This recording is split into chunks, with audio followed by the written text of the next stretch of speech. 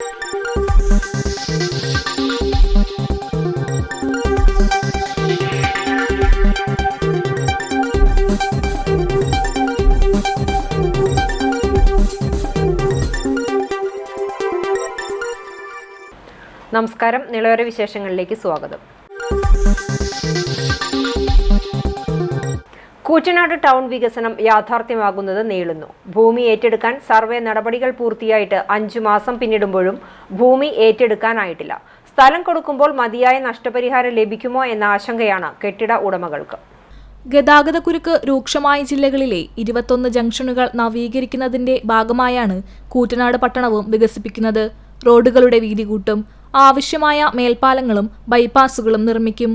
മികച്ച ട്രാഫിക് സംവിധാനങ്ങളും നടപ്പാതകളും മുന്നറിയിപ്പ് ബോർഡുകളും പ്രാഥമിക ആവശ്യങ്ങൾക്കുള്ള സൗകര്യവും നിരീക്ഷണ ക്യാമറകളുമെല്ലാം പദ്ധതിയുടെ ഭാഗമായി പട്ടണത്തിലൊരുക്കും. ഇതിനായി വിശദ പദ്ധതിരേഖ പൊതുമരാമത്ത് വകുപ്പിന്റെ നേതൃത്വത്തിൽ പൂർത്തിയായിട്ടുണ്ട്. വിവിധ തലങ്ങളിലുള്ള യോഗങ്ങളും ചേർന്നു. എന്നാൽ ഭൂമി ഏറ്റെടുക്കൽ നടപടി വൈകുന്നതോടെ നഗരവികസന പദ്ധതി തടസ്സപ്പെടുമോ എന്നാണ് കൂറ്റനാട്ടുകാരുടെയും തൃത്താലക്കാരുടെയും ആശങ്ക.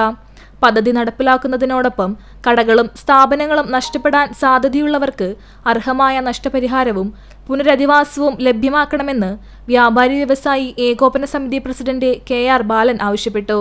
തൊഴിൽ നഷ്ടവും വ്യാപാര നഷ്ടവും സംഭവിക്കുന്ന കടയുടമകൾക്കും വ്യാപാരികൾക്കും അർഹമായ നഷ്ടപരിഹാരം നൽകണമെന്ന് വ്യാപാരി വ്യവസായി സമിതി സെക്രട്ടറി KP സിദ്ദീഖും ആവശ്യപ്പെട്ടു.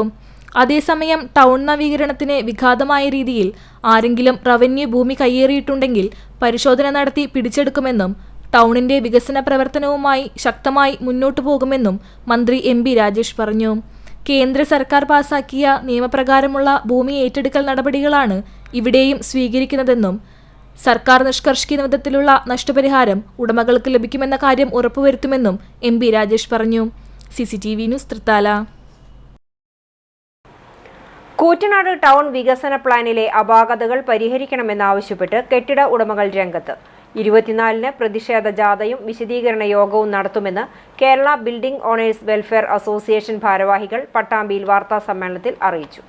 കൂറ്റനാട് ടൗൺ വികസനത്തിന്റെ പേരിൽ അശാസ്ത്രീയമായ നടപടികളാണ് ബന്ധപ്പെട്ടവർ സ്വീകരിക്കുന്നതെന്നും ഇത് കെട്ടിട ഉടമകൾക്കും പഞ്ചായത്തിനും വലിയ പ്രത്യാഘാതമാണ് ഉണ്ടാക്കാൻ പോകുന്നതെന്നും ചൂണ്ടിക്കാണിച്ചാണ് കെട്ടിട ഉടമകൾ പ്രതിഷേധവുമായി രംഗത്തിറങ്ങിയിരിക്കുന്നത്. റോഡ് അലൈൻമെന്റ് വർക്കിന് വേണ്ടി പ്രാഥമിക സർവേ മാത്രമാണ് കഴിഞ്ഞിട്ടുള്ളത്. കെട്ടിട ഉടമകളെ അറിയിക്കാതെ സ്വകാര്യ സ്ഥലങ്ങളിൽ മഞ്ഞക്കല്ലുകൾ സ്ഥാപിച്ചിട്ടുണ്ട്. കെട്ടിടം നഷ്ടപ്പെടാൻ സാധ്യതയുള്ള ആളുകളെ ചർച്ചയ്ക്കെന്ന് പറഞ്ഞ് മന്ത്രി യോഗവും വിളിച്ചെങ്കിലും പരാതികൾക്ക് ശേഷം അനുകൂലമായ മറുപടി ഉണ്ടായിട്ടില്ലെന്നും Kerala building owners welfare association Koottanad unit ഭാരവാഹികൾ പട്ടാമ്പിയിൽ ചേർത്ത വാർത്താ സമ്മേളനത്തിൽ കുറ്റപ്പെടുത്തി. ഇപ്പോൾ അവർ പറയുന്നത് കൂറ്റനാട് മോഡേൺ ഹോസ്പിറ്റലിൻ്റെ അവിടെ നിന്ന് അങ്ങോട്ട് തൃത്താല റോഡ് തിരിയുന്നതിൻ്റെ അവിടെ നിന്ന് ഇങ്ങോട്ട് ഏകദേശം 300 മീറ്റർ ദൂരം. ആ 300 മീറ്റർ ദൂരത്ത് ആണ് ഇവരിപ്പോൾ റോഡും അതുപോലെ തന്നെ വലിയ ഹെവി വാഹനങ്ങൾ വന്ന് തിരിഞ്ഞു പോകുന്നതിനുമുള്ള സൗകര്യങ്ങൾ ചെയ്യുന്നത് എന്ന് പറയുന്നു. അവിടെ ശരി, അവിടെ പുൽമേടുകൾ വെച്ച് പിടിപ്പിക്കണം. സംഗതി ശരിയാ, ഒരു ഗ്രാമത്തെ ഒരു ടൗൺ ഏരിയയിൽ ടൗൺഷിപ്പുകളെ സൗന്ദര്യവൽക്കരിക്കുന്നതിന് ആരും ഭംഗി ഉണ്ടാകണം. നമ്മൾ വിദേശ രാജ്യങ്ങളൊക്കെ പോയി കഴിഞ്ഞാൽ വളരെ ഭംഗിയിലുള്ള എല്ലാ ടൗൺ ഏരിയയിലും നടന്നുകൊണ്ടിരിക്കണം. അതിനൊന്നും ആരും എതിർപ്പല്ല. പക്ഷേ പറയും ഇത്തരത്തിലുള്ള യാതൊരുവിധ അടിസ്ഥാന തത്വങ്ങളില്ലാതെ യാതൊരുവിധ മാനദണ്ഡങ്ങളുമില്ലാതെ ഈ കെട്ടിട ഉടമകളെ ഒഴിപ്പിച്ചുകൊണ്ടുള്ള ഒരു വികസനം, അതിൻ്റെ കാലാനുസൃതമായിട്ടുള്ള നിലനിൽക്കുന്ന ഇന്ന് ഏത് തരത്തിലുള്ള PWDയും ഹൈവേയിലും വികസിക്കുന്ന തരത്തിലുള്ള ഒരു സാമ്പത്തികമായിട്ടുള്ള കെട്ടിട ഉടമകൾക്ക് ഇത്ര കിട്ടും എന്നുള്ളതോ ഇത്ര പിന്നെ കോമ്പൻസേഷൻ കിട്ടുന്നുള്ളതോ അവർക്ക് ഇത്ര പോകുന്നുള്ളതോ ഒന്നും അതിനെപ്പറ്റി ചർച്ച ചെയ്തിട്ടില്ല. അതുമാത്രമല്ല, ഈ സർവേ ഒക്കെ കഴിഞ്ഞ് വരുന്ന സമയത്ത് കെട്ടിട ഉടമകൾ ആരെയും ബന്ധപ്പെടുകയും ചെയ്തിട്ടില്ല. അവർ പറയുന്നത് ഞങ്ങൾ അളന്നു, മഞ്ഞക്കുറ്റി എടുത്തു, നിങ്ങളെ യോഗങ്ങൾക്ക് വിളിച്ചു, മറ്റുള്ള കാര്യങ്ങളൊക്കെ അവർ നമ്മൾ ബന്ധപ്പെടുമ്പോൾ പറയുന്നത്. പക്ഷെ അങ്ങനെ ഒരു സംഭവം ഉണ്ടായിട്ടില്ല. സ്വകാര്യ ഏജൻസിയുടെ നേതൃത്വത്തിൽ നടത്തിയ സർവേ അശാസ്ത്രീയമാണ്. ടൗൺ വികസനം നടപ്പാക്കിയാൽ 30-ൽ പരം കെട്ടിടങ്ങളുടെ 210-ൽ പരം വ്യാപാര സ്ഥാപനങ്ങളും മുറികളും ഇല്ലാതാകും. 40 വർഷം കൊണ്ട് വികസിപ്പിച്ചെടുത്ത കൂറ്റനാട് വികസനം വ്യാപാര മേഖലയെയും തകർക്കും. നിലവിൽ കൂറ്റനാട് ടൗണിലെ 4 ഭാഗങ്ങളിലേക്കുമുള്ള റോഡുകളിലും ആവശ്യത്തിന് വീതിയുണ്ട്. 300 മീറ്റർ നീളത്തിൽ മാത്രമാണ് വികസന പദ്ധതി നടപ്പാക്കുന്നുള്ളൂ. അതുകൊണ്ട് തന്നെ ഈ പദ്ധതി ഗതാഗതക്കുരുക്ക് ഇരട്ടിയാക്കാനാണ് ഇടവരുത്തുക. നിലവിൽ പെരുമ്പിലാവ് നിലമ്പൂർ പാതയുടെ നവീകരണം വരാനിരിക്കെ കൂറ്റനാട് ടൗൺ വികസനം പ്രകസനമാകുമെന്നും കെട്ടിട ഉടമകൾ പറഞ്ഞു. ഇത്രയും വലിപ്പമുള്ള ഒരു ടൗണാണ് അവിടെ ഉള്ളത്. അതിലെന്താണ് സംഭവിക്കുന്നത് വെച്ചാൽ 300 മീറ്ററാണ് മന്ത്രി ഇത് വികസിപ്പിക്കാൻ പറയുന്നത്. ഈ 300 മീറ്ററിന്റെ ഉള്ളിൽ 60 പാഴ്മരങ്ങളുണ്ട്. 110 kV ലൈനിന്റെ അടിയിലാണ് ആല് കൊണ്ടുവച്ചിരിക്കുന്നത്. ആല്, ഉങ്ങ് പോലുള്ള മരങ്ങൾ, പാഴ്മരങ്ങൾ 60 എണ്ണമാണ് ഈ 300 മീറ്ററിലുള്ളത്. അതുകൂടാതെ 7 ഓട്ടോറിക്ഷ, ടാക്സി, പിക്കപ്പ് സ്റ്റാൻഡുകളൊക്കെ ഈ ജംഗ്ഷന്റെ ഉള്ളിലാണ്. ഇത്രയും ഈ ഒരു മരം മാറ്റിയാലും വാഹനങ്ങൾ മാറ്റിയാലും വികസിക്കാവുന്ന സ്ഥലങ്ങൾ അവിടെ ഉള്ളപ്പോഴാണ് ഇത്രയും കെട്ടിടങ്ങൾ പൊളിക്കാനുള്ള ഒരു പ്ലാനായിട്ട് വന്നിട്ടുള്ളത്. പ്ലാനിന്റെ കാര്യം പറയുന്നത് ഭയങ്കര വിചിത്രമാണ്. ഇതാണ് ആ പ്ലാൻ. ഈ പ്ലാനിൽ എന്താ വരുന്നത് വെച്ചാൽ നമ്മുടെ കൂറ്റനാട് ജംഗ്ഷൻ വികസനത്തിൽ മാത്രമല്ല, ഫ്രീ ലെഫ്റ്റ് എന്നൊരു ഓപ്ഷൻ പറയുന്നുണ്ട്. ഫ്രീ ലെഫ്റ്റ് അപ്പോൾ അത് എന്തിനാണെന്ന് ചോദിക്കുമ്പോൾ കണ്ടെയ്നർ ലോറി, ഹെവി വെഹിക്കിൾസ് പോകാനാണ്. സ്വാഭാവികമായിട്ട് അത് വേണ്ടതാണ്. പക്ഷേ ഇത് കൂറ്റനാട് സെൻട്രലിൽ ഹെവി വെഹിക്കിൾസ് വന്നിട്ട് തിരിയുന്ന രീതിയിലാണ് ഇപ്പോൾ ഒരു പ്ലാൻ ഉണ്ടാക്കിയിട്ടുള്ളത്. അത് അപ്രായോഗികമാണ്. ഒരു ടൗണിലും അങ്ങനെ ചെയ്യില്ല. ടൗണിന് വരുന്നതിൻ്റെ മുന്നേ ഒരു 500 മീറ്ററോ 1 കിലോമീറ്ററോ മുന്നേ ഉള്ള ബൈപ്പാസ് റോഡുകൾ യൂസ് ചെയ്ത് അത് ഡെവലപ്പ് ചെയ്തിട്ടാണ് ഈ ഹെവി വണ്ടികൾ പോവുക. അപ്പോൾ ഈ പ്ലാനിലെ ഏറ്റവും വലിയ അപാകത എന്താണെന്ന് വെച്ചാൽ ഇതിൽ ബൈപ്പാസ് റോഡ് ഫ്രീ ലെഫ്റ്റ് എന്ന പേരിൽ കൂറ്റനാട് ജംഗ്ഷന്റെ ഉള്ളിലാണ് വെച്ചിരിക്കുന്നത്. അതിനുവേണ്ടി ഒരുപാട് കെട്ടിടങ്ങളും സ്ഥലങ്ങളും അക്വയർ ചെയ്തിട്ട് നിങ്ങൾ ഈ പച്ചയിൽ കാണുന്ന സ്ഥലം പുല്ല് വെക്കാനുള്ളതാണ്. ഈ ട്രയാങ്കിൾ ഷേപ്പിൽ പുല്ല് വെച്ച് ബ്യൂട്ടിഫിക്കേഷൻ നടത്തി അതിൻ്റെ ഇപ്പുറത്തെ ഒരു ഫ്രീ ലെഫ്റ്റ് ഉണ്ടാക്കാൻ വേണ്ടി ആണ് ഇങ്ങനെ റോഡ് വരുന്നത്. ചില തൽപര കക്ഷികൾക്ക് വിധേയമായിക്കൊണ്ടാണ് കെട്ടിടങ്ങൾ പൊളിച്ചുമാറ്റുന്ന നടപടികളുമായി അധികൃതർ മുന്നോട്ട് പോകുന്നത്. ഇത് കച്ചവടക്കാരെയും കെട്ടിട ഉടമകളെയും പെരുവഴിയിലാക്കുന്ന നിലപാടിലാണ് കൊണ്ടുചെന്നെത്തിക്കുന്നത്. ടൗണിലെ മരങ്ങളും വഴിയോര കച്ചവടങ്ങളും ബസ് സ്റ്റോപ്പുകളും നീക്കം ചെയ്താൽ തന്നെ റോഡ് വികസനം നടപ്പാക്കാനാകും. ടൗൺ വികസനം ജനോപകാരപ്രദമായ രീതിയിൽ നടപ്പാക്കണമെന്നുൾപ്പെടെയുള്ള ആവശ്യങ്ങൾ ഉന്നയിച്ചാണ് സമരത്തിനിറങ്ങുന്നതെന്നും ഇവർ പറഞ്ഞു. ഇതിന്റെ ഭാഗമായി ഡിസംബർ 24-ന് പ്രതിഷേധ ജാഥയും വിശദീകരണ യോഗവും നടത്തും. വൈകുന്നേരം 3:30 മുതൽ 5:30 വരെയാണ് പ്രതിഷേധ പരിപാടികൾ. ഞങ്ങൾ ഇതിൽ ഇപ്പോഴത്തെ പുതിയ സുപ്രീം കോടതിയുടെ വിധി പ്രകാരം സ്വകാര്യ സ്വത്തുക്കൾ അന്യായമായി ഗവൺമെന്റിനോ എന്താവശ്യങ്ങൾക്കോ ഏറ്റെടുക്കാൻ പറ്റില്ല. അതിൻ്റെതായ കാരണങ്ങൾ ഉണ്ടാവണം, അതിൻ്റെതായ പ്രൊസീജിയേഴ്സ് ഉണ്ടാവണം. അപ്പം ഞങ്ങളുടെ ഒബ്ജക്ഷനോട് കൂടി ഇപ്പോഴത്തെ സുപ്രീം കോടതി വിധി പ്രകാരം ആ പ്രോപ്പർട്ടി ഏറ്റെടുക്കാൻ പറ്റില്ല. വികസനത്തിന് ഞങ്ങൾ തയ്യാറാണ്, അതിന് ഞങ്ങളായിട്ട് ചർച്ചയ്ക്ക് തയ്യാറാവണം.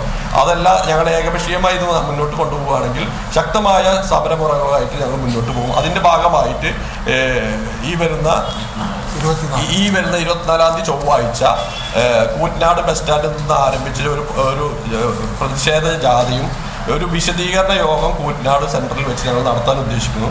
വാർത്താ സമ്മേളനത്തിൽ അസോസിയേഷൻ യൂണിറ്റ് പ്രസിഡന്റ് മുഹമ്മദ് കുട്ടി, താലൂക്ക് പ്രസിഡന്റ് മുരളി പരുതൂർ, സംസ്ഥാന സെക്രട്ടറി VK അബ്ദുൽ ഗഫൂർ, റഷീദ് മേലേപ്പാട്ട്, രാധാകൃഷ്ണൻ പാലാട്ട് എന്നിവർ സമരപരിപാടികളെക്കുറിച്ച് വിശദീകരിച്ചു. വല്ലപ്പുഴയിൽ അമ്മയെയും മകനെയും വീട്ടിൽ മരിച്ച നിലയിൽ കണ്ടെത്തിയ സംഭവം വിശദമായ അന്വേഷണത്തിനൊരുങ്ങി പോലീസ്.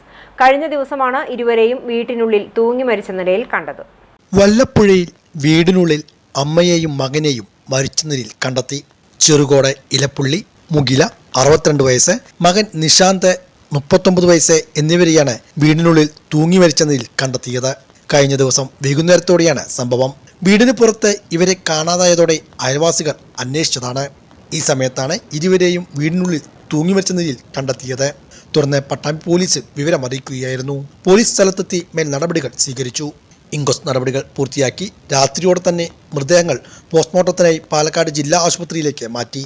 ഇരുവരുടെയും മരണത്തിനുള്ള കാരണങ്ങൾ വ്യക്തമല്ല. ഇതുമായി ബന്ധപ്പെട്ട് പോലീസ് അന്വേഷണം നടത്തിവരികയാണ്. അപകടത്തിൽ നിന്നും പോലീസ് രക്ഷപ്പെടുത്തിയ കുടുംബം നന്ദി അറിയിക്കാൻ പോലീസ് സ്റ്റേഷനിലെത്തി.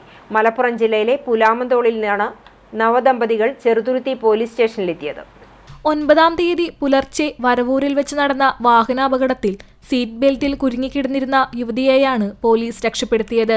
എറണാകുളം വൈപ്പിനിൽ നിന്ന് ജോലി കഴിഞ്ഞു വരികയായിരുന്ന പുലാമന്തോൾ സ്വദേശികളായ ഇസഹാക്ക്, ഭാര്യ അസ്മ എന്നിവരാണ് വരവൂരിലെ വേട്ടാണിക്കുന്നിൽ വെച്ച് പിക്കപ്പ് വാഹനവുമായി കൂട്ടിയിടിച്ച് അപകടത്തിൽപ്പെട്ടത്. നൈറ്റ് പെട്രോളിനിറങ്ങിയ ചെറുതുരുത്തി പോലീസ് സ്റ്റേഷനിലെ നൈറ്റ് ഓഫീസറായ ASI UR ജയശ്രീയുടെ നേതൃത്വത്തിൽ police officer RP Sugu, home guard CK Sasikumar എന്നിവരുടെ നേതൃത്വത്തിലാണ് ഇവരെ രക്ഷപ്പെടുത്തി തൃശൂർ മെഡിക്കൽ കോളേജ് ആശുപത്രിയിൽ എത്തിച്ചത്. അപകടം നടന്നപ്പോൾ നിരവധി വാഹനങ്ങൾ കടന്നു പോവുകയും കൈ കാണിച്ചെങ്കിലും നിർത്തിയില്ല എന്നും മരണം മുന്നിൽ കണ്ട നിമിഷങ്ങളായിരുന്നുവെന്നും അസ്മ പറഞ്ഞു. സമയം 2 മണി ആയതുകൊണ്ട് തന്നെ ആരും ഒന്ന് വണ്ടി നിർത്താനോ ഒന്നിനും തയ്യാറായിട്ടുണ്ടായിരുന്നില്ല. പക്ഷേ അവരായിരുന്നു ചെറുതുരുത്തി പോലീസ് സ്റ്റേഷൻ മാഡവും സാറുമാരും ഞങ്ങളെ രക്ഷിച്ചിട്ടുണ്ടായിരുന്നു. ജീവിതത്തിലേക്ക് പിടിച്ചുകയറ്റിയ പോലീസ് ഉദ്യോഗസ്ഥർക്ക് നന്ദി അറിയിക്കാനാണ് എത്തിയതെന്നും അസ്മ മാധ്യമങ്ങളോട് പറഞ്ഞു. ഞങ്ങളെ രക്ഷിക്കാൻ ഞങ്ങളെ വണ്ടിയിൽ നിന്ന് രക്ഷിച്ചത് ചെറുതുരുത്തി പോലീസ് സ്റ്റേഷനിലെ ജയശ്രീ മാഡം, സുബു സാർ, ശശി സാറാണ്. അവരാണ്. അപ്പോൾ അവർക്ക് പ്രത്യേകം നന്ദി പറയാൻ കൂടിയാണ് ഞങ്ങൾ വന്നിട്ടുള്ളത്. കാരണം ആ ഒരു സമയവും അവരാണ് സാഹചര്യം, അവരാണ് ഞങ്ങളെ മെഡിക്കൽ കോളേജിലേക്ക് ഞങ്ങളെ കൊണ്ടുപോയത്. ആ സമയത്ത് ഇവിടെ അവിടുന്ന് വരവുന്ന ഒരുപാട് ദൂരമുണ്ട് മെഡിക്കൽ കോളേജൊക്കെ. അവർ ഡ്യൂട്ടിയിൽ നിന്നിട്ട് പോലും ഞങ്ങൾ അവിടേക്ക് എത്തിച്ചു തന്നു. മെഡിക്കൽ കോളേജ് വരെ എത്തിച്ചു തന്ന് ഞങ്ങൾ അവിടെ ഇറക്കിയിട്ട് നല്ല സഹായത്തോടെ.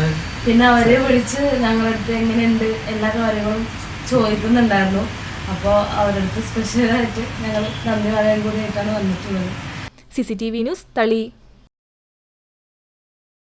കേരള ശാസ്ത്ര സാഹിത്യ പരിഷത്ത് തൃത്താല മേഖലാ കമ്മിറ്റിയുടെ നേതൃത്വത്തിൽ കൂറ്റനാട് സയൻഷ്യ സെന്ററിൽ വനിതകൾക്കായി പരിശീലന ക്യാമ്പും പഠന പ്രവർത്തന ക്ലാസും നടത്തി.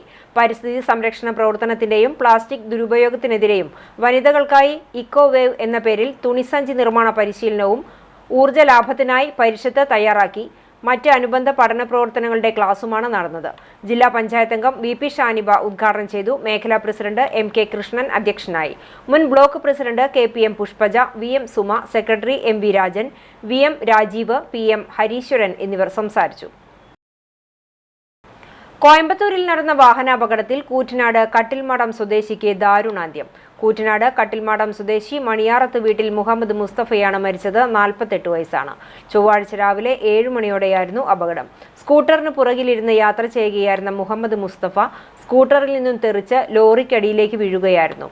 സെലീന ഭാര്യയും നിഹാൽ ഫാത്തിമ നെഹ്റിൻ എന്നിവർ മക്കളുമാണ്. പട്ടാമ്പി മണ്ഡലത്തിലെ തെരഞ്ഞെടുത്ത വിദ്യാലയങ്ങളിലേക്കും വായനശാലകളിലേക്കും MLA ഫണ്ടിൽ നിന്നും പുസ്തകങ്ങൾ നൽകുന്ന പദ്ധതിക്ക് തുടക്കമായി. വിളയൂരിൽ നടന്ന ചടങ്ങിൽ മുഹമ്മദ് മൂസിൻ MLA പദ്ധതിയുടെ ഉദ്ഘാടനം നിർവഹിച്ചു. മുഹമ്മദ് മൂസിൻ MLAയുടെ പ്രാദേശിക വികസന ഫണ്ടിൽ നിന്നുമാണ് പട്ടാമ്പി നിയോജകമണ്ഡലത്തിലെ തിരഞ്ഞെടുക്കപ്പെട്ട UP ഹൈസ്കൂൾ വിദ്യാലയങ്ങൾക്കും വായനശാലകൾക്കും പുസ്തകങ്ങൾ ലഭ്യമാക്കുന്നത്. 3 ലക്ഷം രൂപ ചെലവിലാണ് പുസ്തകങ്ങൾ നൽകുന്നത്. പദ്ധതിയുടെ ഔപചാരികമായ ഉദ്ഘാടനവും പുസ്തകങ്ങളുടെ വിതരണവും വിളിയൂർ കരിങ്ങനാട് സിൻഡിക്കേറ്റ് മാളിൽ വെച്ച് നടന്നു. മുഹമ്മദ് മൂസിൻ MLA പദ്ധതിയുടെ ഉദ്ഘാടനം നിർവഹിച്ചു. ആത്മീയ മേഖലയിലാണെങ്കിലും രാഷ്ട്രീയ മേഖലയിലാണെങ്കിലും മറ്റേത് മേഖലയിലും സാമൂഹികമായ പുരോഗതിയുടെ കാര്യത്തിലാണെങ്കിലും ഒക്കെ പുസ്തകങ്ങൾ വലിയൊരു പങ്ക് വഹിച്ചിട്ടുണ്ട്. അതുകൊണ്ട് തന്നെ പുസ്തകം വായിക്കുന്നത് പ്രൊമോട്ട് ചെയ്യുക എന്ന് പറയുന്നത് ഏറ്റവും പ്രധാനപ്പെട്ട കാര്യമാണ്. നിയമസഭയുടെ നേതൃത്വത്തിലുള്ള ബുക്ക് ഫെസ്റ്റിവലിൻ്റെ ഭാഗമായിട്ടാണ് MLAമാർക്ക് 3 ലക്ഷത്തോളം വരുന്ന പുസ്തകങ്ങൾ കൊടുക്കാനുള്ള പെർമിഷൻ MLA ഫണ്ടിൽ കിട്ടിയത്. അതിനു മുമ്പ് ആകെ മണ്ഡലത്തിൽ 15,000 വരെ പരമാവധി കൊടുക്കാൻ കഴിയുള്ളൂ. അപ്പോൾ അതുകൊണ്ടാണ് കഴിഞ്ഞ തവണ പട്ടാമ്പി മണ്ഡലത്തിലെ ഏറ്റവും പ്രധാനപ്പെട്ട വായനശാലകൾക്ക് കൊടുത്തു. 2ാം ഘട്ടം എന്നുള്ള നിലയ്ക്ക് അതിൽ ഉൾപ്പെടാത്ത വായനശാലകളെയും അതോടൊപ്പം തന്നെ സ്കൂളുകളെയുമാണ് ഉൾപ്പെടുത്തിയിട്ടുള്ളത്. എഴുത്തുകാരിയും അധ്യാപികയുമായ സുധാ തെക്കേമഠം മുഖ്യാതിഥിയായിരുന്നു. 10 വായനശാലകളിലേക്കും 26 വിദ്യാലയങ്ങളിലേക്കുമാണ് പുസ്തകങ്ങൾ നൽകുന്നത്. വെളിയൂർ ഗ്രാമപഞ്ചായത്ത് പ്രസിഡന്റ് MK ബേബി ഗിരിജ ചടങ്ങിൽ അധ്യക്ഷയായിരുന്നു. പട്ടാമ്പി നഗരസഭാ ചെയർപേഴ്സൺ O ലക്ഷ്മിക്കുട്ടി, ഗ്രാമപഞ്ചായത്ത് പ്രസിഡന്റുമാരായ T Unnikrishnan, A Anandavalli, NK Abdul Latheef, ജില്ലാ പഞ്ചായത്ത് സ്ഥിരസമിതി അധ്യക്ഷ A സാബിറ, വെളിയൂർ ഗ്രാമപഞ്ചായത്ത് വൈസ് പ്രസിഡന്റ് KP നൌഫൽ, ഗ്രാമപഞ്ചായത്ത് അംഗം നീലടി സുധാകരൻ, T സത്യനാഥൻ, മറ്റു ജനപ്രതിനിധികൾ, ഉദ്യോഗസ്ഥർ, സംഘടസമിതി ഭാരവാഹികൾ തുടങ്ങിയവരും ചടങ്ങിൽ പങ്കെടുത്തു. പാലക്കാട് കുടുംബശ്രീ ജില്ലാതല ബേഡ്സ് കലോത്സവത്തിൽ തൃത്താല ബേഡ്സ് റീഹാബിലിറ്റേഷൻ സെന്റർ 36 പോയിന്റോടെ ജേതാക്കളായി. ആലത്തൂർ ബേഡ്സ് സ്കൂൾ 29 പോയിന്റോടെ 2ാം സ്ഥാനവും ഓങ്ങല്ലൂർ ബേഡ്സ് റീഹാബിലിറ്റേഷൻ സെന്റർ 24 പോയിന്റോടെ 3ാം സ്ഥാനവും കരസ്ഥമാക്കി. ജില്ലയിൽ തദ്ദേശ സ്വയംഭരണ സ്ഥാപനങ്ങളുടെ നേതൃത്വത്തിൽ കുടുംബശ്രീയുടെ പിന്തുണയോടെയാണ് കലോത്സവം നടന്നത്. ജില്ലാ പഞ്ചായത്ത് പ്രസിഡന്റ് K ബിനുമോൾ ഉദ്ഘാടനം ചെയ്തു. പുതുപ്പരിയാരം ഗ്രാമപഞ്ചായത്ത് പ്രസിഡന്റ് R ബിന്ദു അധ്യക്ഷയായി. ധോണി ലീഡ് കോളേജ് ഓഫ് മാനേജ്മെന്റിൽ നടന്ന കലോത്സവത്തിൽ ജില്ലയിലെ 33 ബഡ്സ് സ്ഥാപനങ്ങളിലെ 210 കുട്ടികൾ കലാമത്സരങ്ങളിൽ പങ്കെടുത്തു. നാടൻപാട്ട്, പദ്യപാരായണം, നാടോടി നൃത്തം, മിമിക്രി, പ്രച്ഛന്നവേഷം, ഉപകരണ സംഗീതം, സംഘനൃത്തം, ഒപ്പന, ബാൻഡ് മേളം തുടങ്ങിയ മത്സരങ്ങളാണ് നടന്നത്. Chalissery saint Peter's and saint Paul's Yakobaya Suriyani പള്ളിക്ക് കീഴിലുള്ള പഴഞ്ഞി മോർ ഏലിയാസ് കുടുംബ യൂണിറ്റ് ക്രിസ്മസ് കരോൾ സംഘടിപ്പിച്ചു. ഇടവക വികാരി ഫാദർ ബിജു മുങ്ങാങ്കുന്നേൽ ഉദ്ഘാടനം ചെയ്ത് ക്രിസ്മസ് സന്ദേശം നൽകി. കുടുംബ unit convenor CV Shabu, trustee CU Shalamon എന്നിവർ ക്രിസ്മസ് ആശംസകൾ നൽകി. ആഘോഷങ്ങൾക്ക് വികാരി father Biju Mungankunnel, vice president Jose Vardu, secretary Mani Joy, joint secretary Anju Saju, treasurer Sunny Cherian എന്നിവർ നേതൃത്വം നൽകി. 1979 തൃത്താല ഹൈസ്കൂളിൽ നിന്നും പഠിച്ചിറങ്ങിയ പൂർവ്വ വിദ്യാർത്ഥികളുടെ സംഗമം തൃത്താല KMK ഓഡിറ്റോറിയത്തിൽ നടത്തി. രാവിലെ 8:30 ആരംഭിച്ച പരിപാടികൾ വൈകിട്ട് 3:30 സമാപിച്ചു. ഷഷ്ടി എന്ന് പേരിട്ട ഈ വർഷത്തെ സംഗമത്തിന് പൂർവ്വ വിദ്യാർത്ഥികൾ 60ാം പിറന്നാൾ ആഘോഷിക്കുന്നു എന്ന പ്രത്യേകതയും ഉണ്ടായിരുന്നു. പൂർവ്വ അധ്യാപകരുടെ സാന്നിധ്യത്തിൽ എല്ലാവരും ചേർന്ന് കേക്ക് മുറിച്ചുകൊണ്ട് ആഘോഷങ്ങൾക്ക് തുടക്കമിട്ടു. പൂർവ്വ വിദ്യാർത്ഥിയും തൃത്താല വ്യാപാരി വ്യവസായ യൂണിറ്റ് പ്രസിഡന്റുമായ സുബ്രഹ്മണ്യൻ സ്വാഗതം പറഞ്ഞു. VM രാജീവ് അധ്യക്ഷനായ ചടങ്ങിൽ സെക്രട്ടറി MG പ്രേംകുമാർ റിപ്പോർട്ടും MK മോഹൻകുമാർ വരവ് ചെലവ് കണക്കും അവതരിപ്പിച്ചു. ഓർമ്മകൾ അയവിറക്കിയും വിവിധ കളികളും കലാപരിപാടികളുമായി വൈകുന്നേരം വരെ നീണ്ടുനിന്ന ചടങ്ങിന് ഭവത്രാനുണ്ണി നന്ദി പറഞ്ഞു. സ്നേഹ കലാസമിതി ചെറുവല്ലൂർ നടത്തിയ അഖില കേരള കവിതാ മത്സരത്തിൽ ആരാധ്യ വർമ്മയ്ക്ക് ജൂറിയുടെ പ്രത്യേക അംഗീകാരം. 725 കവിതകളിൽ നിന്നാണ് ആരാധ്യയുടെ കവിത പ്രത്യേക അംഗീകാരത്തിനായി ജൂറി വിലയിരുത്തിയത്. ഇതോടെ നിലവര വിശേഷങ്ങൾ സമാപിക്കുന്നു. നമസ്കാരം.